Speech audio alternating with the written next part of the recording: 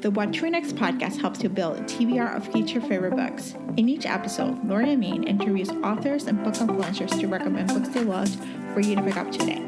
If you're an avid reader, always looking for your next great read, then the show's for you. Hi, Courtney. Welcome to What to Read Next podcast. Hi, thank you so much for having me. So excited to chat with you. So tell us a little bit about yourself.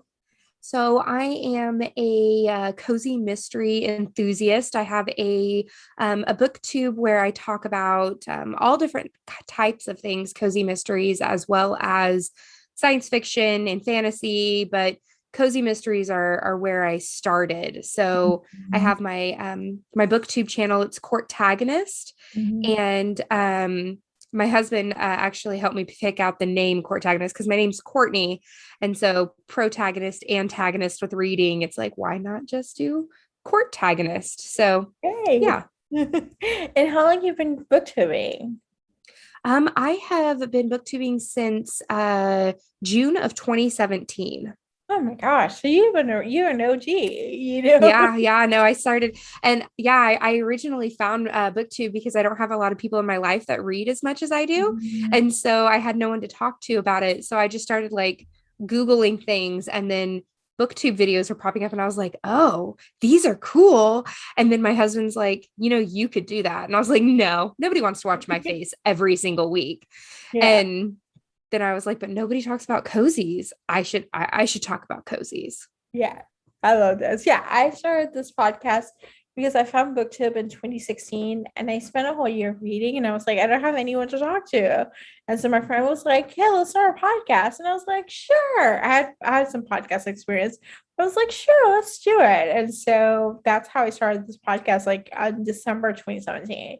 So see, we're about the same time frame. Yeah. So it's like there's something to be said. I was like, well, there's like, community of like having people to talk to and like talk about books and like sharing all about it. So that's, and especially when you find a market where it hasn't been tapped, like cozies and even romance, like in that time, like that era, there was like nothing. Like there were like a few things here and there. Like now it's grown. There are other stuff.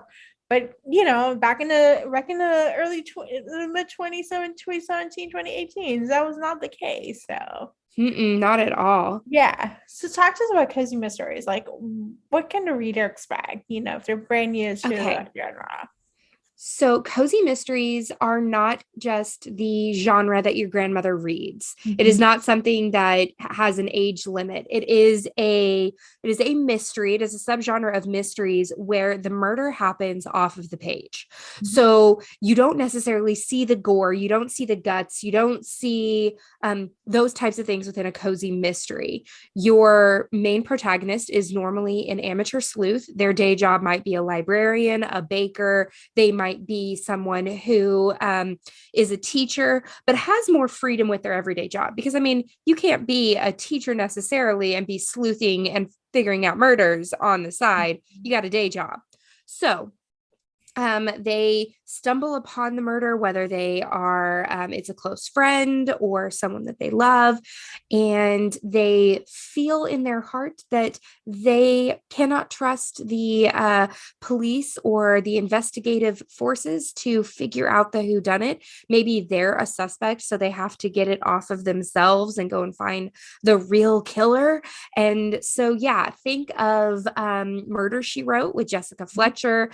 Think of like a lot of like sassy, like Franny Fisher, if you've ever saw the 1920s show Franny Fisher, that kind of thing. It's a lot of fun. There's little to no cussing. If there is sex, it's off of screen, or it's closed door. But yeah, it's a lot of fun. And there's something to be said about like solving a mystery, like kind of like a tidy up story. Like that's what I like about the same thing. It's like, the end of the story, you're gonna know what's gonna happen. Yeah, there's long-standing series, and there's like our character arcs that happen, but you still have like a complete something, ending. Yeah, and one of the things that I love about cozies is though you don't necessarily have to read them in order because each cozy mystery is itself a mystery. It's like a wrapped up all nice in a bow. But what I love about them is that you do get to follow that story arc. You do those cozy mysteries that have 13, 14, 15 in the series. Mhm. You get really attached to those characters. And my favorite types of cozies are when there's a mystery within a mystery. So Mhm. you're trying, and that is overarching in multiple parts of the series. So even though a murder will happen in book one, there might be a murder from 20, 30 years ago that the sleuth is trying to figure out, but don't get the whodunit until way later in the series. And so that's a lot of fun too. Yeah, someone who loves readers, this is like a good investment. Yes, So, yes, all right, so let's chat some gateway reads. Like, which ones are your go-to? Like, yes. will get you into this genre. Okay, so I've picked 3 gateway cozies. We've Mhm. got baking cozies, indie cozies, and millennial cozies. Ooh. Okay, so baking is my favorite type of cozy. It's when you can also go and find the recipes at the very end of the book and bake them, which I have done on my channel as well. But my favorite bake shop cozy is a bake shop mystery series. The first one is called Meet Your Baker by Ellie Alexander. Mhm. So you come for the baking and the Gilmore Girl feels with this book. You stay for the sassy characters like Lance. I love a good sassy character. So here's the setup. Juliet Capshaw has moved home from being a pastry chef on a cruise ship, and she's trying to get her land legs back after having her life shook because of a secret her husband has kept from her. She is helping her mom run their family bakery when a customer drops dead. Okay, there's 15 books in the series. It is so good. I love this series more than I can possibly just recommend. I was made to push this series onto people. Okay, the next one is an indie cozy. So, indie cozies are cozy mysteries that are self published by the author. A Mhm. lot of the times they're shorter, so you can binge read them really, really easy. And a great binge worthy cozy mystery is the Port Danby series by London Lovett. And the very first one is Marigolds and Murder. Pet crow and flowers. That's all I have to say. Like that like if you're into pet crows and flowers, this is your jam. Yeah. So Lacey Pinkerton, she's known as the $1,000,000 nose. She has what's called hypersomia, or I'm probably butchering that, but she can pick up scents from anywhere.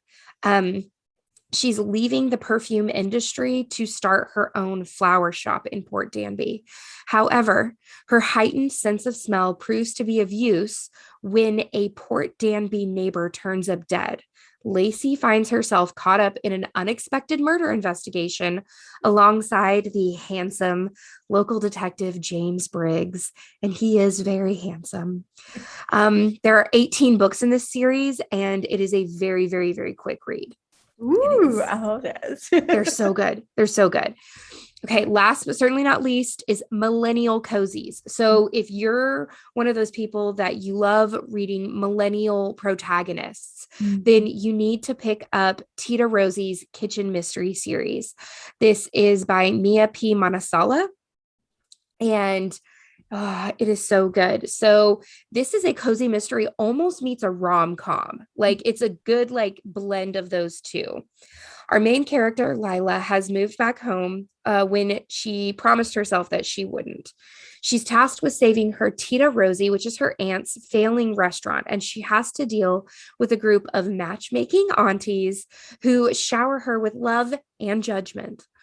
When a horrible food critic comes into the restaurant, who also is her ex, and he chews her out.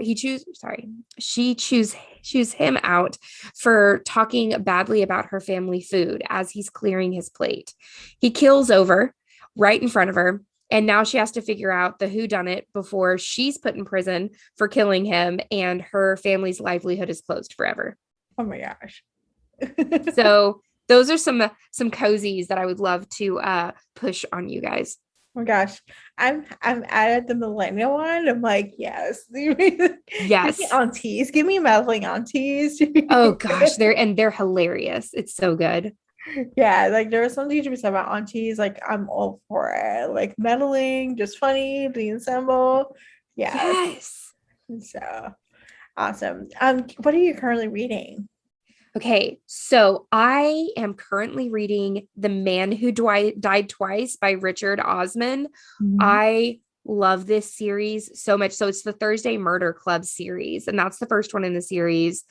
There's just something about the feisty, sassy older sleuths that are just it, and the British humor is fantastic. We've got these four retirees all living in a retirement home, and murder just seems to happen around them. And they're all from different walks of life that you would never think that they would ever be friends, and they make the perfect murder club. Ooh, I love this, having a murder club. Yes, yes. So how do you find all these recommendations? Like how do you find the next cozy mystery? Like how do you So for them? I don't know. I a lot of times I'm Googling. A lot of times I have a great group of cozy mystery friends on Instagram Yeah. that are fantastic. There's Spencer from Intentionally Bookish. If Yeah. you want, there's Samantha as well, who does cozy mysteries and does romance as well. And Mhm. so a lot of times now that cozy mysteries are sort of exploding, they're becoming more popular. It's easier to find more and more. But Mhm. back in 2017, it was me going to Barnes and Noble and just picking up and loving the puns of the covers and being like, you know what? I'll try this one. I'll try this one.